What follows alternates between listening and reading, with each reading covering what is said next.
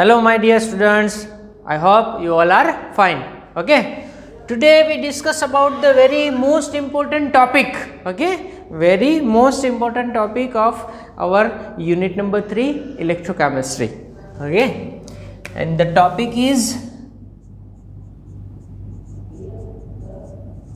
electrolytic cell and electrolysis.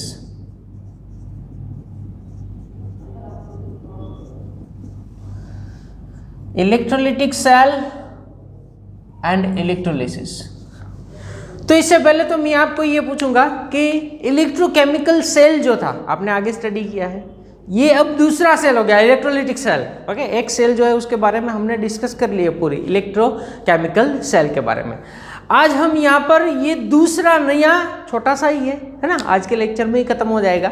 Electrolytic cell start करते हैं। तो सबसे पहले तो मैं आपको ये इलेक्ट्रोकेमिकल सेल के कुछ जो प्रिंसिपल्स थे उसके बारे में पूछना चाहूँगा। चलो याद करो, इलेक्ट्रोकेमिकल सेल का प्रिंसिपल क्या था, है ना? चलो बताओ क्या था, सोचो आपने माइंड में। तो इलेक्ट्रोकेमिकल सेल का प्रिंसिपल ये था कि chemical energy converted into electrical energy. Okay, तो वहां पर आप केमिकल रिएक्शन होती थी, उसमें से आपको इलेक्ट्रिसिटी मिलती थी। इसका प्रिंसिपल कुछ अलग है। चलो इसका प्रिंसिपल क्या है? तो इसका प्रिंसिपल ये है कि electrical energy converted into chemical energy. Okay dear students, electrical energy converted into electrical energy. यहां पर आप क्या करते हो कि इस सेल में हमें इलेक्ट्रिसिटी देनी है। सबसे पहले तो सेल को, अगर हम सेल को इलेक्ट्रिसिटी देंगे तभी ये सेल वर्क करेगा, वरना वर्क ही नहीं करेगा। ओके, तो सबसे पहली थिंग तो ये है कि इलेक्ट्रिकल एनर्जी, ये हमारी electrical energy converted into chemical energy. Okay, in a cell, if in a cell electrical energy is converted into chemical energy, and that type of cell is known as electrolytic cell. तो ये हो गया हमारा electrolytic cell जो आपको याद रखना है। चलो, तो ये हो गया हमारा electrical energy converted into chemical energy, ये प्रिंसिपल हो गया इलेक्ट्रोलिटिक सेल का। ओके, तो याद सबसे पहले तो ये याद रखना है आपको कि इलेक्ट्रोकेमिकल सेल में क्या होता है। इलेक्ट्रोकेमिकल सेल में chemical energy converted into electrical energy, and electrolytic cell में electrical energy converted into chemical energy. Okay, in an electrolytic cell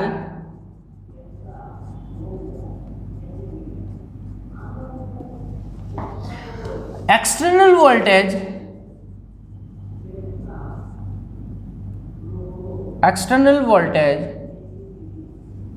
are used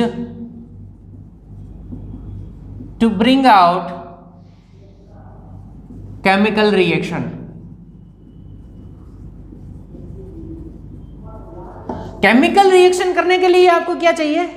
external voltage. यही हमारा प्रिंसिपल है ये। अगर आप इस सेल को इलेक्ट्रिकल एनर्जी दोगे तभी ये सेल वर्क करेगा, है ना? तो in an electrolytic cell we require external voltage. Okay, external voltage is used to bring out a chemical reaction. याद रखना है, वोल्टेज आप दोगे, जब भी इलेक्ट्रिसिटी दोगे तभी ये सेल वर्क करेगा, ये माइंड में रख देना आप।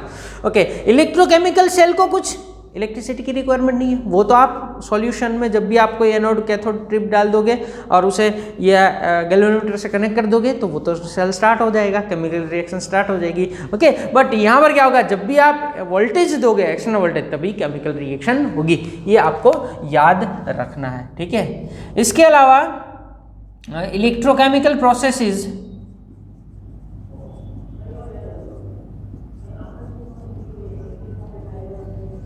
are a great use, are of great use in the laboratory and in the chemical industry.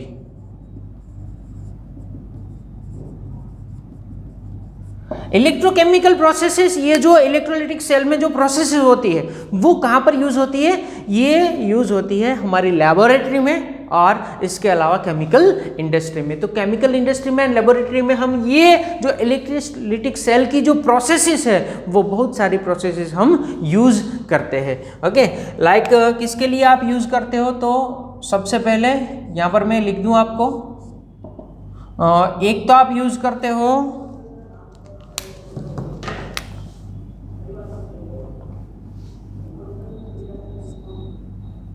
Purity के लिए। Okay, pure impure copper two pure copper. सबसे पहले तो आप ये यूज करते हो यहां पर impure metal to convert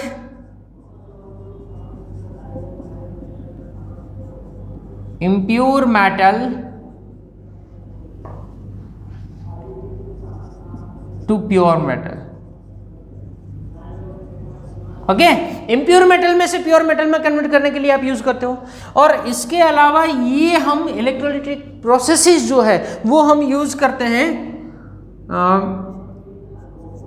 metal from its solution, यानी कि प्रोडक्शन ऑफ मेटल में, मेटल का प्रोडक्शन करना है आपको सॉल्यूशन में से, तो प्रोडक्शन करना है तो आप मेटल फ्रॉम इट्स सॉल्यूशन, तो उसके सॉल्यूशन में मेटल को उसके सॉल्यूशन में से अगर निकालना है तब आप वहां पर यूज करोगे इलेक्ट्रोलाइटिक प्रोसेस या तो इलेक्ट्रोलाइटिक सेल यूज करोगे। Okay, the simplest electrolytic cell is 2 copper strip dipped into the CuSO4 solution, है ना। तो अगर आप क्या करोगे और उसमें इलेक्ट्रिसिटी और उसे बैटरी से विथ बैटरी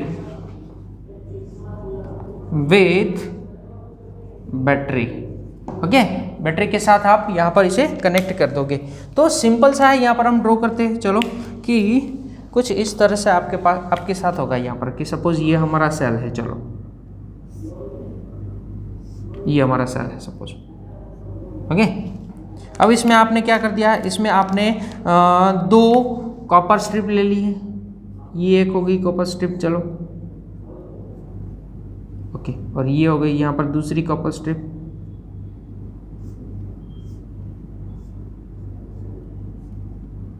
चलो ये हो गई ओके, और इसे कनेक्ट कर दिया है आपने, किसके साथ कनेक्ट कर दिया है? इसको बैटरी के साथ कनेक्ट कर दिया। आपके टेक्स्ट बुक में इसकी फिगर नहीं दी है, याद रखना, ठीक है। टेक्स्ट बुक में हमें फिगर नहीं दी है, बट यहाँ पर हम ये फिगर ड्रॉ कर रहे हैं, सिंपल सा है।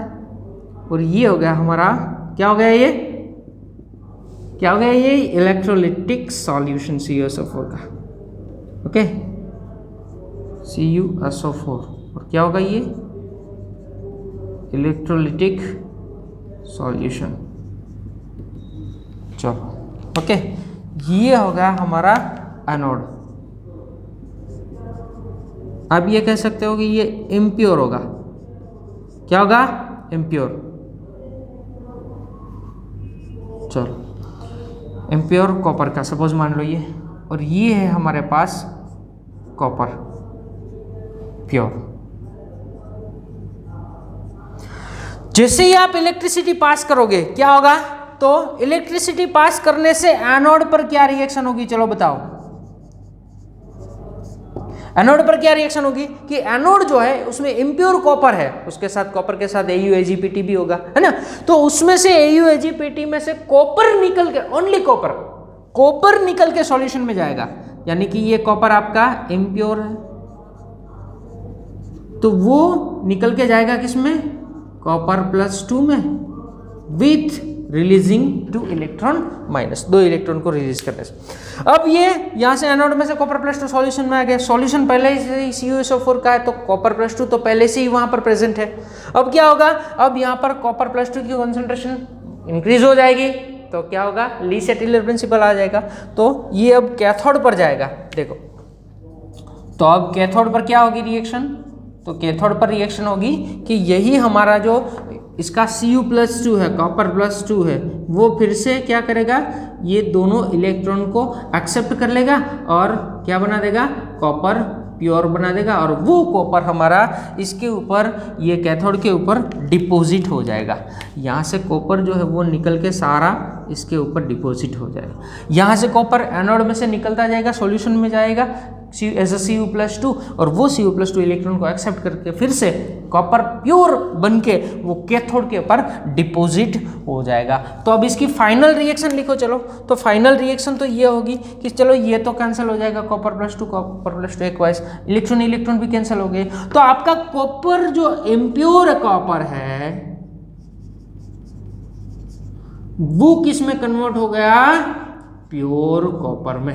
ओके, इम्प्योर कॉपर जो हमारा है वो किस में कन्वर्ट हो गया, प्योर कॉपर में कन्वर्ट हो गया। तो ये मैंने आपको उसका यूज बता दिया कि इलेक्ट्रोकेमिकल सेल का यूज, इलेक्ट्रोकेमिकल सेल कैसा होता है और उसका यूज कैसा होता है। इसके अलावा आप इसका यूज कर सकते हो, we can use electrolytic cell.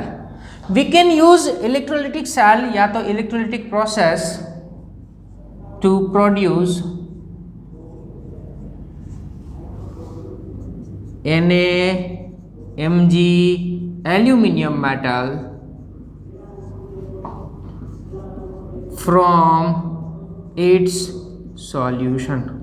Okay, उसके सॉल्यूशन में से AuAg, सोडियम एंड मैग्नीशियम, तो आप जानते हो कि कहीं पढ़ा होगा 10th में आपने कि NaCl, इलेक्ट्रोलिसिस ऑफ NaCl। तो इलेक्ट्रोलिसिस ऑफ NaCl से आप सोडियम निकाल सकते हो। इलेक्ट्रोलिसिस ऑफ MgCl2, उसमें से आप मैग्नीशियम निकाल सकते हो। Electrolysis of aluminium, electrolysis of Al2O3, याद करो हॉल हेराल्ड प्रोसेस 10th में पढ़ चुके हो आप, वहां से हम एल्यूमिनियम निकालते हैं Al2O3 विथ क्रायोलाइट, है ना, याद है ना, Al2O3 विथ क्रायोलाइट, आप उसका इलेक्ट्रोलिसिस करोगे तो वहां से हमें एल्यूमिनियम मिलेगा। तो याद रखना है आपको, ये भी हम यूज कर सकते हैं। ठीक है, तो इतना आपको याद रखना है। अब इसके बारे में फर्दर स्टडी किया माइकल फेराडे, ठीक है, उसके बारे में फर्दर स्टडी किया साइंटिस्ट माइकल फेराडे। तो ये आपको इतना याद रखना है, ठीक है। ओके, तो माइकल फेराडे जो है, okay, Michael Faraday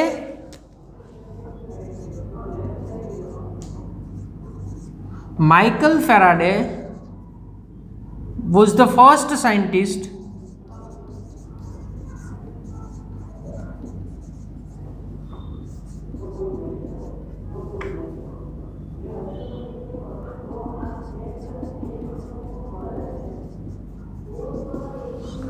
who describe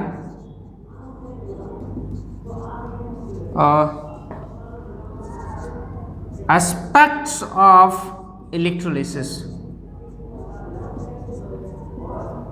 and he published the result in 1833 to 34। Okay, 33 to 34 में उसने क्या किया, इसका एक्सपेरिमेंट का, ये इलेक्ट्रोलिसिस के बारे में जो स्टडी किया उसका रिजल्ट स्टडी किया, दिया। ओके, रिजल्ट पब्लिश किया। And as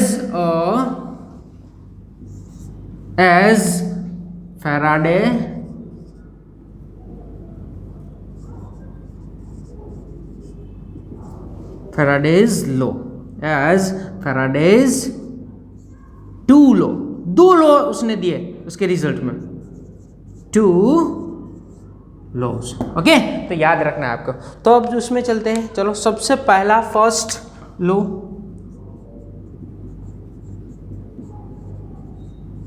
of Faraday. Okay, first law of Faraday. चलो, क्या था फर्स्ट लॉ ऑफ फैराडे, देखते हैं।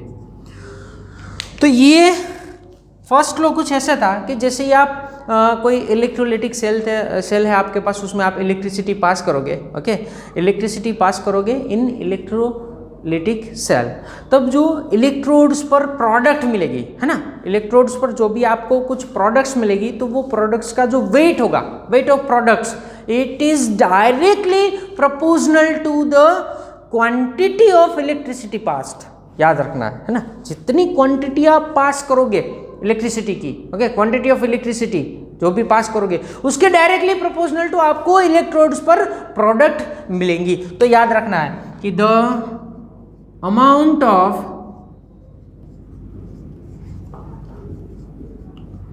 प्रोडक्ट्स, अमाउंट ऑफ प्रोडक्ट्स को आप W बोल दो, ठीक है, क्या बोल दो इसे, W, अमाउंट ऑफ प्रोडक्ट्स यानी W, the amount of products on electrodes by passing current in electrolytic cell is directly proportional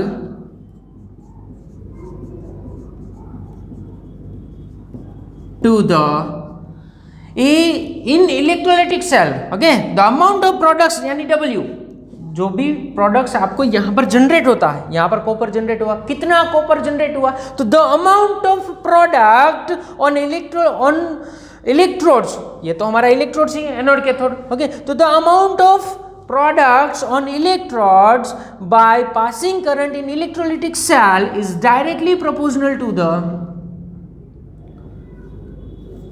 quantity of electricity passed,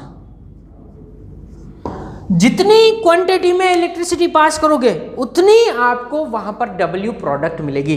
then we can say that W, if W is our amount of product W, then it is directly proportional to the quantity of electricity, यानी quantity of electricity यानी Q हम जानते हैं, है ना, तो ये होगा W प्रोपोर्शनल टू Q, ये है हमारा फर्स्ट लॉ, तो ये आपको याद रखना है।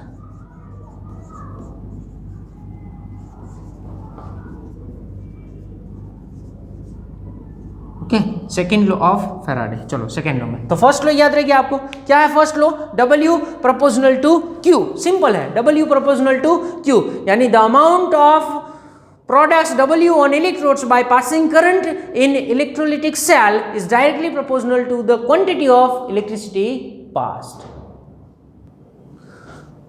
Okay, now we go for second law of Faraday. Second law में simple है कि the amount of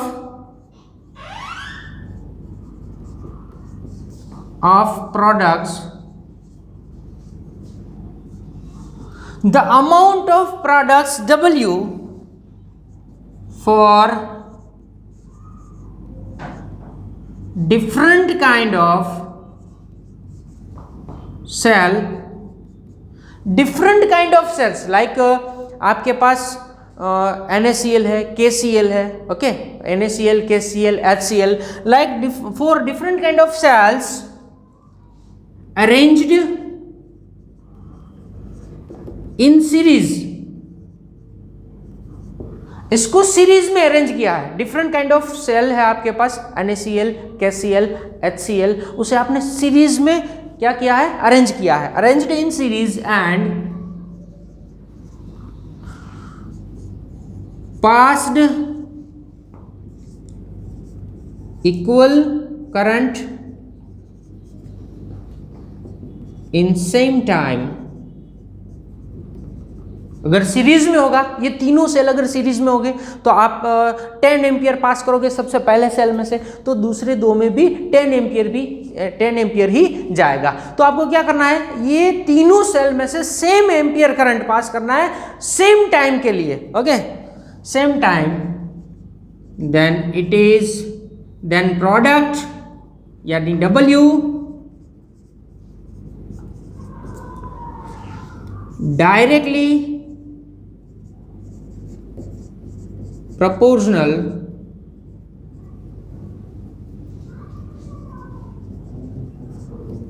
to the equivalent of solution, solution के इक्विवेलेंट के डायरेक्टली प्रोपोर्शनल होगा। क्या होगा? सॉल्यूशन के इक्विवेलेंट के डायरेक्टली प्रोपोर्शनल होगा। The amount of products W for different kind of cells arrange in series, series में अरेंज कर दिया है हमने, NaCl, KCl, HCl को अरेंज कर दिया है। Okay, and passed equal current in same time. Suppose 1 our के लिए हम 1 आवर के लिए यहाँ पर 10 एम्पियर करंट पास करते हैं। ओके, तो 10 एम्पियर करंट हम जब भी यहाँ पर पास करेंगे फॉर 1 आवर, 1 आवर के लिए आप ये पास करोगे तो क्या होगा, तो वहाँ पर जो क्वांटिटी आपको मिलेगी, द प्रोडक्ट्स मिलेगा आपको, then the products W directly proportional to the equivalent of solution. यानी क्या हो जाएगा यहाँ पर कि जो हमारा W मिलेगा, याद रखना है आपको, हमारा जो W मिलेगा, W it is directly proportional to EQ। तो ये हो जाएगा second law, W proportional to EQ, जो आपको याद रखना है। Okay, W is equals to EQ. First law W proportional to Q and second law W proportional to EQ. Okay, simple है। यहाँ पर जो प्रोडक्ट्स मिलेगी वो क्वांटिटी ऑफ इलेक्ट्रिसिटी के डायरेक्टली प्रोपोर्शनल होगा। यहाँ पर जो प्रोडक्ट्स मिलेगी वो हमारे जो सॉल्यूशन की, इलेक्ट्रोलिटिक सॉल्यूशन की जो इक्विवेलेंट वेट होगा उसके डायरेक्टली प्रोपोर्शनल होगा। और इक्विवेलेंट वेट तो आप जानते ही हो, क्या है इक्विवेलेंट वेट? इक्विवेलेंट वेट तो आप जानते ही हो, equivalent weight is equals to क्या है? इक्विवेलेंट वेट जानते हो ना, 11th में स्टडी किया, is equals to molecular weight by valency. क्या होता है? Molecular weight by valency. Valency और यार you can say that difference of electrons. Okay, तो याद रखना आपको कि इक्विवेलेंट वेट, किसी का भी equivalent weight is equal to molecular weight by difference of electrons. Okay, तो यहाँ पर आपको इतना याद रखना है। तो this is our electrolytic cell and electrolysis. तो चलिए गाइज, अब हमें डिस्कस करना है थोड़ा सा फॉर्मूला जो हम यूज करते हैं इसके सम में, एग्जाम्पल में, उसके बारे में। ठीक है, फेराडे क्या होता है इसके बारे में डिस्कस करनी है। तो सबसे पहले जो यूज होता था in Faraday's time, that was kilometre. Okay, तो याद रखना है, there was no constant current in Faraday's time.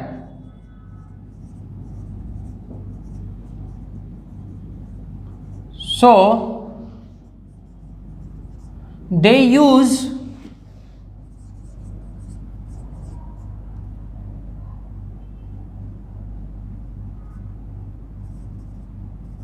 kilometer for external current। Okay, तो वो किलोमीटर को यूज करते थे। याद रखना आप कि पहले के टाइम में कोई कांस्टेंट करंट नहीं था, तब क्या करते थे, तब वो किलोमीटर का यूज करते थे। ओके, कोई हमें चाहिए, कोई सपोज कि कितना करंट आपने पास किया है तो वो आपको देखना है, तो वो जो अमाउंट है, जो डिपॉजिट होता है उसके ऊपर से क्या थे, करंट पास करते थे। तो ये किलोमीटर अरेंज करके वो उस टाइम पे ये करंट को डिफाइन करते थे। तो याद रखना है आपको। ठीक है, here nowadays we have a current, now we have current I। अब हमारे पास करंट I है ना, then if we calculate the quantity of electricity,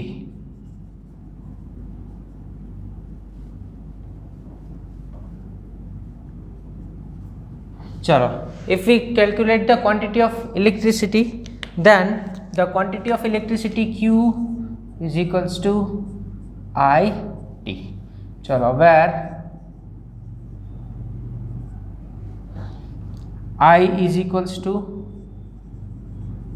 current in ampere, ये तो आप जानते हो। Okay, T is equals to time in second. Okay, and Q is equals to quantity of electricity in coulomb, इसका unit क्या होता है, coulomb होता है, याद रखना, ठीक है। तो quantity of electricity in coulomb, then Q is equals to I2, then we can calculate the quantity of electricity with the formula Q is equals to IT, okay. तो Q is equals to IT से हम ये derive कर सकते हैं, तो इतना आपको याद रखना है, ठीक है। चलो इसके अलावा हम बात करें कि सपोज आपको चाहिए 1 मोल के लिए, है ना, चलो कि सपोज आपको 1 मोल के लिए चाहिए, आपके पास यहाँ पर सपोज रिएक्शन है, for the reaction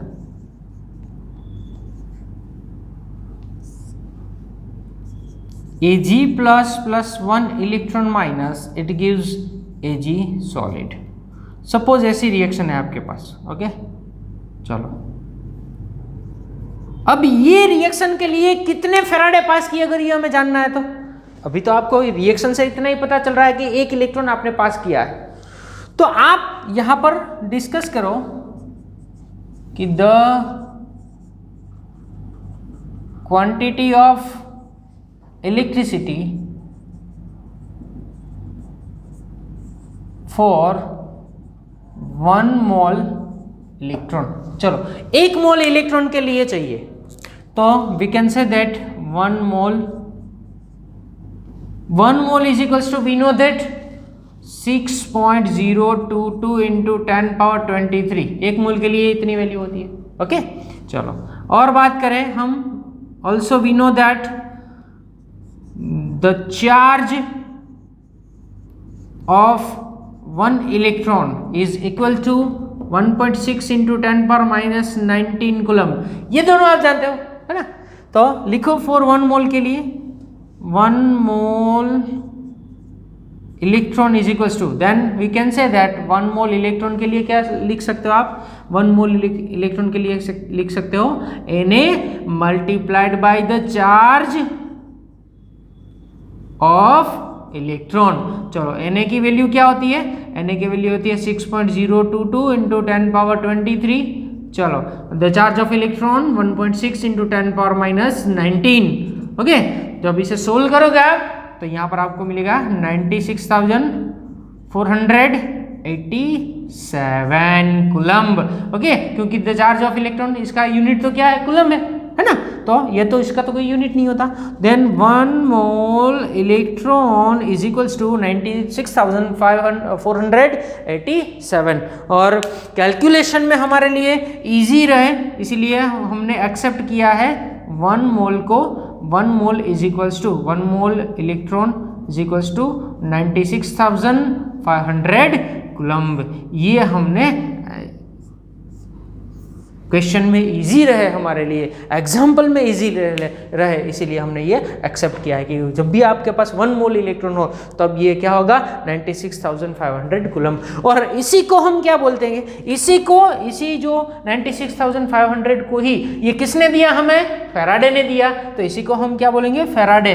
then we can say that 1 electron is equals to 1 Faraday, यही हमारा फैराडे है, क्या है, यही हमारा फैराडे इज इक्वल्स टू, यहाँ हम लिखे 1 फैराडे, क्या लिखे 1 फैराडे, तो यही हमारा 1 फैराडे, यानी कि 1 Faraday is equals to 96,500 coulomb, ठीक है। तो ये आपको याद रखना है। चलो अब यहाँ पर बताओ कि 1 इलेक्ट्रॉन आपके पास है, तो यहाँ पर आप वी कैन से दैट कि विथ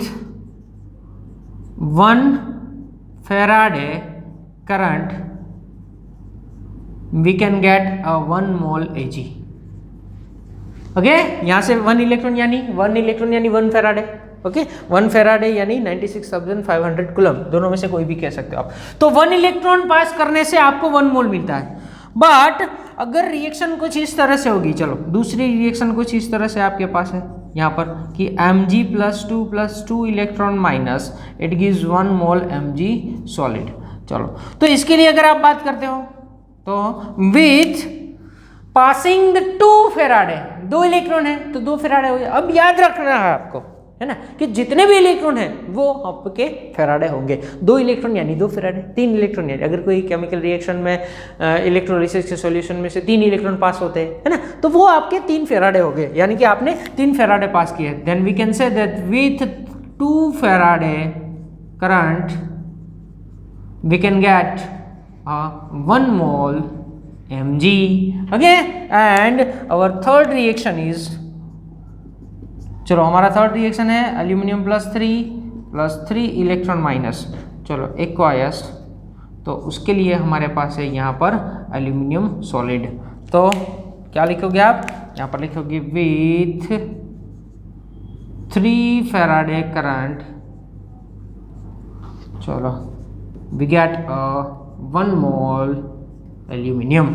चलो तो अगर आप 1 मोल पास करोगे इसी सॉल्यूशन में, L+3 के सॉल्यूशन में से 1 फेराडे पास करोगे, कितना मोल एल्यूमिनियम मिलेगा? 1/3 हो गया ना। अगर 3 फेराडे पास करने से 1 मोल मिलता है, तो अगर आप 1 फेराडे पास करोगे तो क्या होगा? 1/3। यहाँ पर अगर 1 फेराडे पास करते हो तो 1/2 mg मिलेगा। यहाँ पर 1 फेराडे पास करने से तो 1 मोल ही मिलता है। तो ये याद रखना है हमें कि इतनी थियरी जो हमें एग्जाम्पल्स करेंगे हम, उसमें ये हमारे लिए काम आएंगे, तो याद रखना है, ठीक है। तो ये सारे पॉइंट्स जो है वो हम कहाँ यूज करेंगे? एग्जाम्पल्स में यूज करेंगे। इसके जो एग्जाम्पल है उसमें हम ये यूज करेंगे। तो याद रखना, एक तो इंपॉर्टेंट फॉर्मूला है आपका Q = IT। पहले क्या यूज करते थे? पहले आप किलोमीटर का यूज करते थे। Nowadays we have a I, okay, nowadays have a current, special current I, तो आप यूज करते हैं इसे, I को यूज करते हैं किसको कैलकुलेट करने के लिए? क्वांटिटी ऑफ इलेक्ट्रिसिटी के लिए। तो देन Q = IT, ओके। और quantity of electricity for 1 mole electron, तो आपको Na multiplied by the charge of electron करना है। 6.022 × 10⁻23 मल्टीप्लाइड बाय 1.6 × 10⁻19 करोगे तो क्या मिलेगा? 96,487 कूलम्ब। और इसी को हम इजी लगे एग्जाम्पल्स में, तो हम ये क्या लेते हैं? एक्सेप्ट किया है 96,500 कूलम्ब, वही हमारा 1 फेराडे है। तो 1 इलेक्ट्रॉन किसी में भी सॉल्यूशन में से पास करते हो तो वो माना जाएगा 1 फेराडे। 2 इलेक्ट्रॉन किसी में भी से भी पास करते हो तो वो माना जाएगा 2 फेराडे। और 3 इलेक्ट्रॉन पास करोगे तो वो होगा आपका 3 फेराडे, याद रखना है, ठीक है। ओके, तो चलिए गाइज अब हम चलते हैं एग्जाम्पल नंबर 3.10, जो कि हमारा वेरी इंपॉर्टेंट एग्जाम्पल है, याद रखना।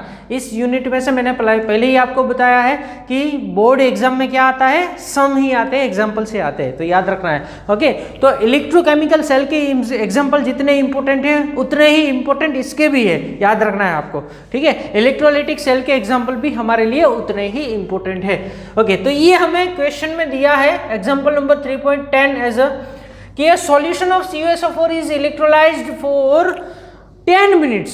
10 मिनट्स के लिए आप इसे इलेक्ट्रोलाइज करते हो, okay, with a current of 1.5 ampere. तो यहाँ पर सबसे पहले ही आपको करंट दिया है कि I = 1.5 एम्पियर एंड 10 मिनट के लिए पास करते हो तो T = 10 मिनट। अगर 10 मिनट को आप सेकेंड में कन्वर्ट करोगे तो ये हो जाएगी 600 सेकेंड। आपको ऑलवेज याद रखना है इस टाइप के सम, जो इलेक्ट्रोलाइटिक के सम है उसमें टाइम को सेकंड में कन्वर्ट करके ही लिखना। अगर आपको आवर में दिया है, मिनट में दिया है, कोई किसी में भी दिया है तो आपको उसे सेकंड में कन्वर्ट करके ही यहाँ पर सेकंड, क्योंकि Q = IT फॉर्मूला में मैंने आपको बताया था T in time in second, याद रखना है, ठीक है। चलो, तो ये 2 वैल्यू आपको दी है और बोला है कि what is the mass of copper deposited at the cathode. Cathode पर कितना मास डिपॉजिट हुआ होगा।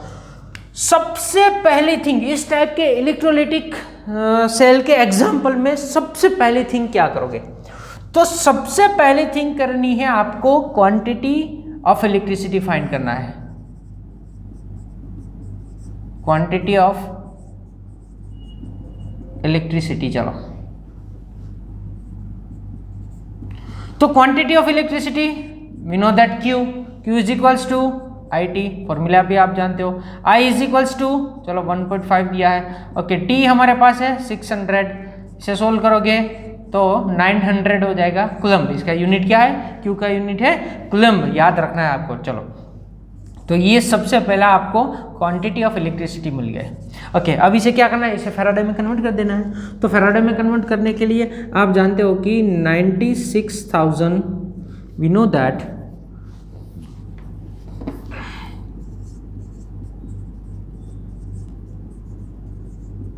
We know that 96,500 coulomb is equals to 1 Faraday. Then 900, चलो 900 के लिए इज इक्वल्स टू क्या होगा 900 डिवाइड बाई 96,500। जब भी आप इसे सोल्व करोगे तो आंसर मिलेगा 0.0093। ओके, और यूनिट क्या हो जाएगा अब फेराडे हो जाएगा, क्योंकि अब फेराडे में कन्वर्ट कर दिया ना। ओके चलो अब यहाँ पर चलते हैं हम रिएक्शन में। तो CuSO4 की रिएक्शन क्या होगी? Okay, reaction of copper in CuSO4 solution. चलो ये आपको पता होनी चाहिए। अगर आपको रिएक्शन नहीं पता है तो ये आप क्वेश्चन सॉल्व नहीं कर पाओगे। तो रिएक्शन क्या होगी? Copper plus 2 acquires accept 2 electron, it gives copper solid. Okay, from this reaction we can say that with passing 2 electron यानी 2 Faraday, 2 इलेक्ट्रॉन यानी पहले ही बताया थोड़ी देर पहले आगे रिएक्शन में, Ag में 1 इलेक्ट्रॉन पास करने से 1 मोल Ag, 2 फेराडे पास करने से 1 मोल Mg, 3 फेराडे पास करने से 1 मोल एल्यूमिनियम। वैसे ही 2 electron means 2 Faraday, with passing 2 Faraday we get 1 mole copper, then with passing 0.0093 Faraday we get how many? Okay, then 0.0093 divided by 2 क्या आएगा? 0.0046 मोल कॉपर मिल जाएगा आपको। ओके, तो मोल तो मिल गया, अब लास्ट स्टेप बचा है आपको। ओके, मोल मिल गया, अब मोल के ऊपर से आपको वेट फाइंड करना है ना। What is the mass of copper deposited at cathode? तो the mass of copper deposited